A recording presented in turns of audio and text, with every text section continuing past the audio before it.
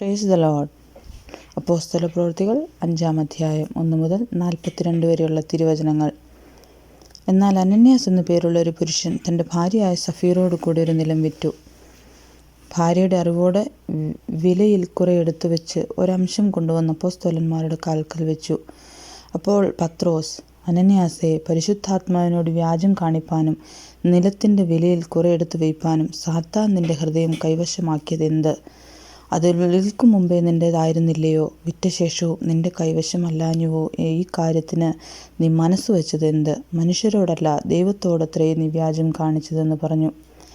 ഈ വാക്ക് കേട്ടിട്ട് അനന്യാസ് വീണ് പ്രാണനെ വിട്ടു. ഇത് കേട്ടവർക്കെല്ലാവർക്കും മഹാഭയമുണ്ടായി. ബാല്യക്കാർ എഴുന്നേറ്റ് അവനെ ശീല പൊതിഞ്ഞ് പുറത്തു കൊണ്ടുപോയി കുഴിച്ചിട്ടു. ഏകദേശം 3 മണിനേരം കഴിഞ്ഞപ്പോൾ അവൻ്റെ ഭാര്യ ഈ സംഭവിച്ചതൊന്നും അറിയാതെ അകത്തു വന്നു. പത്രോസ് അവളോട്, ഇത്രയ്ക്കോ നിങ്ങൾ നിലം വിറ്റത് പറക എന്ന് പറഞ്ഞു. അതെ, ഇത്രയ്ക്ക് തന്നെ എന്ന് അവൾ പറഞ്ഞു.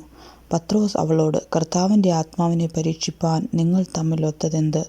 ഇതാ, നിന്റെ ഭർത്താവിനെ കുഴിച്ചിട്ടവരുടെ കാൽ വാതിൽക്കലുണ്ട്, അവർ നിന്നെയും പുറത്തു കൊണ്ടുപോകും എന്ന് പറഞ്ഞു. ഉടനെ അവൾ അവൻ്റെ കാൽക്കൽ വീണു പ്രാണനെ വിട്ടു. ബാല്യക്കാർ അകത്തു വന്ന് അവൾ മരിച്ചു എന്ന് കണ്ട് പുറത്തു കൊണ്ടുപോയി ഭർത്താവിൻ്റെ അരികെ കുഴിച്ചിട്ടു. സർവ്വസഭയ്ക്കും ഇത് കേട്ടവർക്കെല്ലാവർക്കും മഹാഭയമുണ്ടായി. അപ്പോസ്തലന്മാരുടെ കയ്യാൽ ജനത്തിൻ്റെ ഇടയിൽ പല അടയാളങ്ങളും അത്ഭുതങ്ങളും നടന്നു. അവരെല്ലാവരും ഏക മനസ്സോടെ ശലോമോൻ്റെ മണ്ഡപത്തിൽ കൂടി വരിക പതിവായിരുന്നു. മറ്റുള്ളവരിൽ ആരും അവരോട് ചേരുവാൻ തുനിഞ്ഞില്ല. ജനമോ അവരെ പുകഴ്ത്തിപ്പോന്നു. മേൽക്കുമേൽ അനവധി പുരുഷന്മാരും സ്ത്രീകളും കർത്താവിനാൽ വിശ്വസിച്ച് ചേർന്നു വന്നു.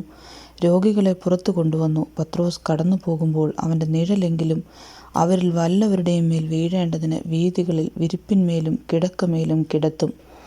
അതുകൂടാതെ യെരൂശലേമിന് ചുറ്റുമുള്ള പട്ടണങ്ങളിൽ നിന്നും പുരുഷാരം വന്നുകൂടി രോഗികളെയും അശുദ്ധാത്മാക്കൾ ബാധിച്ചവരെയും കൊണ്ടുവരികയും അവരെല്ലാവരും സൗഖ്യം പ്രാപിക്കുകയും ചെയ്യും. പിന്നെ മഹാപുരോഹിതനും സദൂക്യരുടെ മതക്കാരായ അവൻ്റെ പരീക്ഷക്കാരൊക്കെയും അസൂയ നിറഞ്ഞെഴുന്നേറ്റ് അപ്പോസ്തലന്മാരെ പിടിച്ച് പൊതു തടവിലാക്കി. രാത്രിയിലോ കർത്താവിൻ്റെ ദൂതൻ കാരാഗൃഹവാതിൽ തുറന്ന് അവരെ പുറത്തു കൊണ്ടുവന്നു. നിങ്ങൾ ദൈവാലയത്തിൽ ചെന്ന് ഈ ജീവൻ്റെ വചനമെല്ലാം ജനത്തോട് പ്രസ്താവിപ്പിൻ എന്ന് പറഞ്ഞു. അവർ കേട്ട് പുലർച്ചയ്ക്ക് ദൈവാലയത്തിൽ ചെന്ന് ഉപദേശിച്ചു കൊണ്ടിരുന്നു. മഹാപുരോഹിതനും കൂടെയുള്ളവരും വന്ന ന്യായാധിപ സംഘത്തെയും ഇസ്രായേൽ മക്കളുടെ മൂപ്പന്മാരെയും എല്ലാം വിളിച്ചുകൂട്ടി അവരെ കൊണ്ടുവരുവാൻ തടവിലേക്ക് ആളയച്ചു. ചേവകർ ചെന്നപ്പോൾ അവരെ കാരാഗൃഹത്തിൽ കാണാതെ മടങ്ങി വന്നു.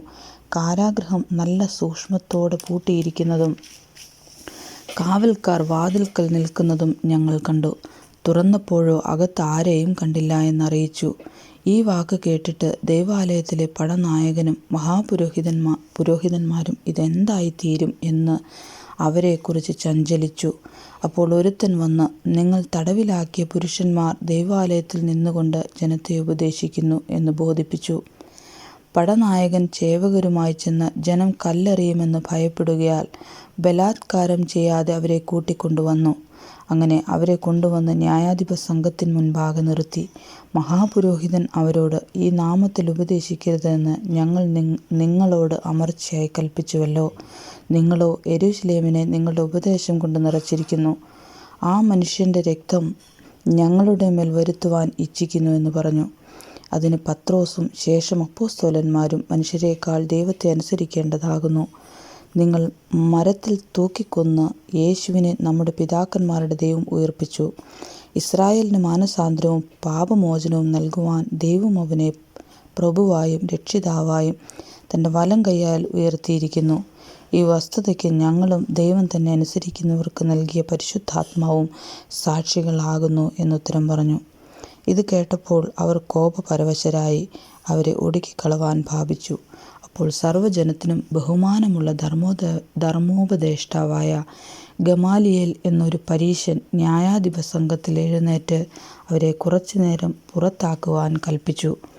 പിന്നെ അവൻ അവരോട്, ഇസ്രായേൽ പുരുഷന്മാരെ, ഈ മനുഷ്യരുടെ കാര്യത്തിൽ നിങ്ങൾ എന്ത് ചെയ്യുവാൻ പോകുന്നെന്ന് സൂക്ഷിച്ചുകൊള്ളുവീൻ. ഈ നാളുകൾക്ക് മുമ്പേ ത്യുദാസ് എന്നവൻ എഴുന്നേറ്റ് താൻ മഹാനെന്ന് നടിച്ചു. ഏകദേശം 400 പുരുഷന്മാർ അവനോട് ചേർന്ന് കൂടി. എങ്കിലും അവൻ നശിക്കുകയും അവനെ അനുസരിച്ചവർ എല്ലാവരും ചിന്നി ഒന്നുമില്ലാതാകുകയും ചെയ്തു. അവൻ്റെ ശേഷം ഗലീലക്കാരായ യൂദ ചാർത്തലിൻ്റെ കാലത്ത് എഴുന്നേറ്റ് ജനത്തെ തൻ്റെ പക്ഷം ചേരുവാൻ വശീകരിച്ചു. അവനും നശിച്ചു.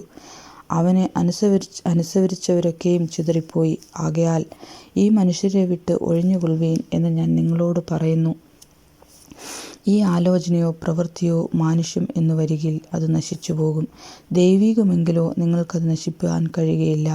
നിങ്ങൾ ദൈവത്തോട് പോരാടുന്നുവെന്നും വരരുതല്ലോ എന്ന് പറഞ്ഞു. അവർ അവനെ അനുസരിച്ചു. അപ്പോസ്തലന്മാരെ വരുത്തി അടിപ്പിച്ചു. ഇനി യേശുവിൻ്റെ നാമത്തിൽ സംസാരിക്കരുത് എന്ന് കൽപ്പിച്ച് അവരെ വിട്ടയച്ചു. തിരുനാമത്തിനു വേണ്ടി അപമാനം സഹിപ്പാൻ യോഗ്യരായി എണ്ണപ്പെടുകയാൽ അവർ സന്തോഷിച്ചുകൊണ്ട് ന്യായാധിപ സംഘത്തിൻ്റെ മുമ്പിൽ നിന്ന് പുറപ്പെട്ടു പോയി. പിന്നെ അവർ ദിനം പ്രതി ദേവാലയത്തിലും വീടുതോറും വിടാതെ ഉപദേശിക്കുകയും യേശുവിനെ ക്രിസ്തുവെന്ന് സുവിശേഷിക്കുകയും ചെയ്തുകൊണ്ടിരുന്നു. ആമേൻ.